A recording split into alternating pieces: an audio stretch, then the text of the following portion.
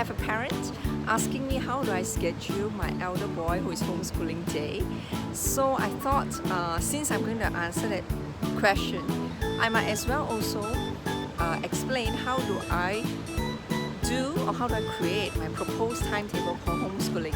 We will need this because it's part of the requirement for the homeschooling application to Ministry of Education. So this will be two parts. One is exactly how I create the proposed timetable for submission so that I can get the approval. Second is that how do I then actually schedule his day. Yes, and actually how do I schedule his day? We start off by typing in Google Singapore P1 timetable. Go to images and you will see example. I found the Deviate Primary School class timetable for 2019 for Primary 1 to be the most suitable, and I will just use them as an example. So you will see what we need here is actually we want to see for each of the core subjects. So we start off by English. Each column is half an hour, so we want to count how many hours in a week they dedicate to English. So here you can see 1 hour on Monday. Then there's also another 1 hour in the later part of the morning of Monday, right? So there's 1 hour, 2 hours, 2.5, 3.5 for Tuesday, 4.5,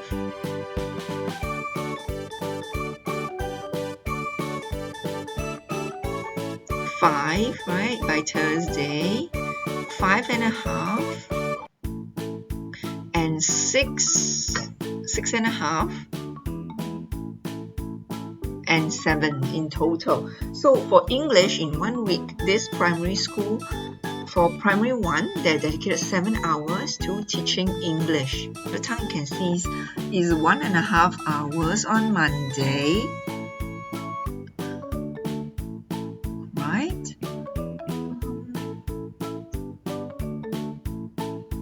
Nothing yet so far on Tuesday. Then 2.5 hours on by Tuesday. Then 3.5, 4.5,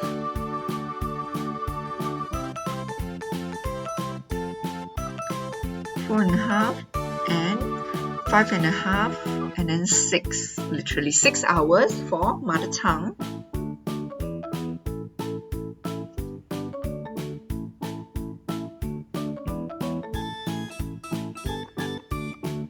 So just to make it simple, I'm writing it down, right? English is 7 hours in a week, and for mother tongue is 6 hours in a week. So we will do this for all the subjects that is relevant, right?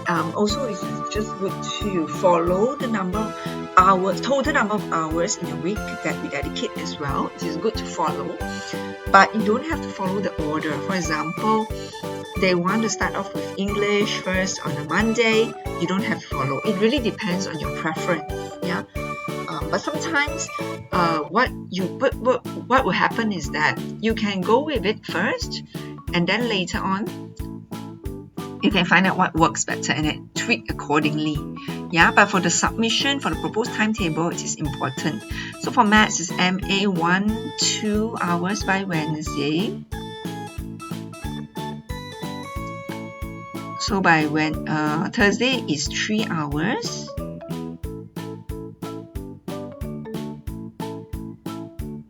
And then by Friday is 4 hours, right? So maths is 4 hours in a week.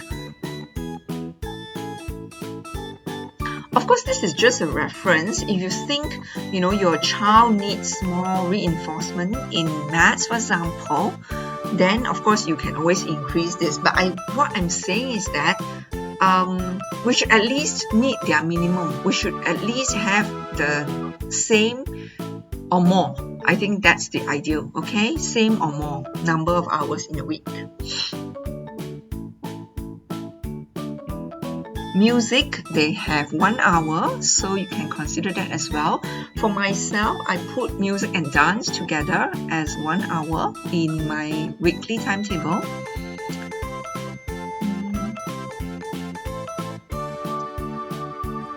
Arts, they also put 1 hour, so you can do that as well.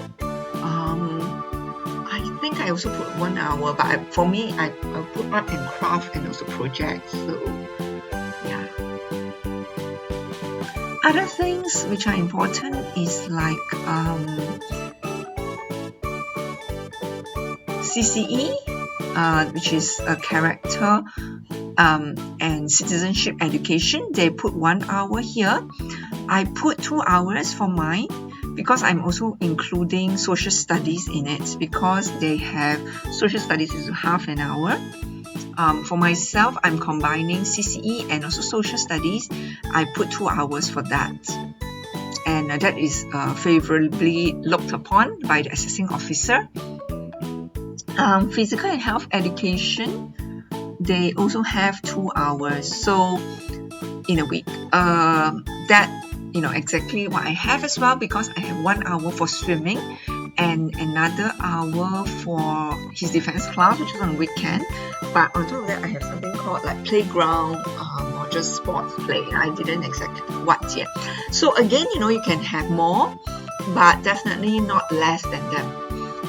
And also the thing is, because this 2019 timetable is a bit dated, what currently they have for primary 1 is something called ICT, or Information, Communication and Technology, or which is digital literacy. It's basically teaching the child how do they use computer, how do they use laptops.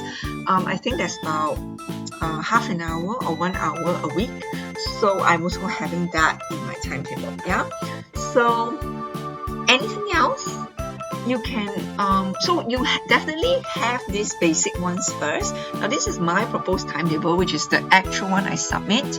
You can see there's something like daily mindfulness practices, which is important for me to have it in here for him. Life skills is basically like, just doing some house chores. That's just life skills. White space is basically the empty space which you don't know what to do yet, but here this is kind of a free flow where we can do reading or research on my child's area of interest, do video for YouTube or role play. Weekend is where we dedicate for like the charity community activities, visits to museums, Chinatown, etc. So that is important as one of those activities we need to do for citizenship and character education. But at the same time, you can see, so you will see that I have also the same number of English, same number of Chinese, and maths I have 4 hours. But yeah, this is the proposed timetable. I also have important skills like coding here, finance, and I also have something called finance and entrepreneurship. I think that is important to incorporate in. To actually schedule his day, then that will be quite interesting, because on some days, because we have realized he's worked very hard, on an actual weekday, we just have a zoo outing, which I will show you later, and then we have the homeschooling actually on a Saturday. So that's what it is. It's quite flexible, and that's the best part of homeschooling. It's the flexibility. Last 1.5 weeks, my younger one had been ill, so he couldn't go to school, so he's at home with my helper. So naturally, it's more distracting for my elder one, and so the study can't flow in a continuous time block. So I have to keep breaking because then I have to teach my younger, I have to put the younger to nap. When there's a disturbance like that, then he's left to do his own activity, which includes, YouTube or his own like Lego play and what play he wants to. So not very productive, but at the same time, and also because he's cooped up in home a lot for almost like 2 weeks. So because of that, I decided once my younger one is well and back to school, I asked him where he wants to go, and he said zoo. So we dedicate that last Thursday to a zoo outing whole day. We spent 3 hours, solid hours there, excluding transport. So it's really, really fun. And we managed to see a lot of animals, because some of animals know that weekdays are less people. They somehow prefer to roam and prefer to show themselves. on weekdays. And you can see here, it's very, very nice. We managed to see a lot of very, very fascinating and amazing experience. And now on and how the usual days don't have things that the actual timetable goes, right? Do we follow at 100%? Do we at 100% to the timetable? No, no, no, not at all. It really depends on what works best, how, and also the teaching parent. In this case, myself. Because, for example, every morning I have to send my younger one first, which is childcare, and by the time that it's already 9 a.m. And I find that when I also get time to do my own chores first before I can, sit down and really, really pay full attention to my elder when I'm him. What happens is that most of the time we only start productively, most likely close to 10 a.m. That's when we start. But even it's very productive, normally, 1-to-1 is day, as long as we finish the work that we need to do, we don't really need allocated focus that is required, that is stated in the timetable. That's what I found. And of course, you do need to occasionally, have review, have tests for him to see that whether he really understands, whether he meets the standard or not. Because if not, you really have to spend the time.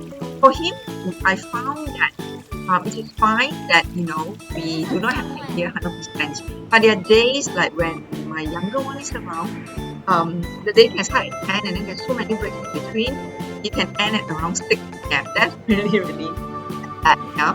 But otherwise, it can normally end like maybe 2 or 3 p.m. He's kind of done already. And we start and he break for lunch and stuff. So yeah, this includes definitely every day. I definitely we must have reading one Chinese book and one English book, definitely. And in fact, I have maths every day, so I foresee actually I spend more time on that than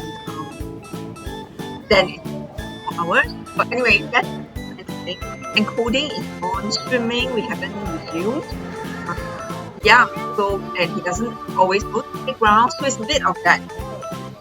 It's not 100% adherence to time, but definitely there is guidance. But we do study and incorporate the character and citizenship education into the English books we read.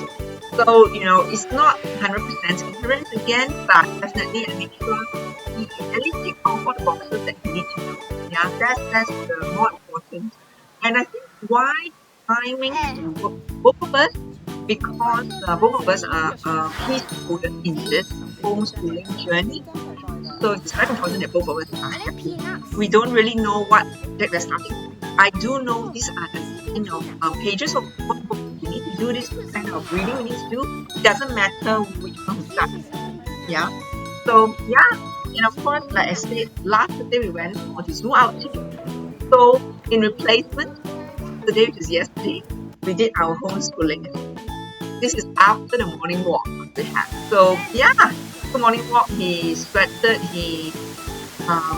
it was tiring, but he sweated, nice brunch, and then after he started homeschooling. Thank you, and hope you find this useful. And thank you so much for your time, and hope you have a great week ahead. Bye.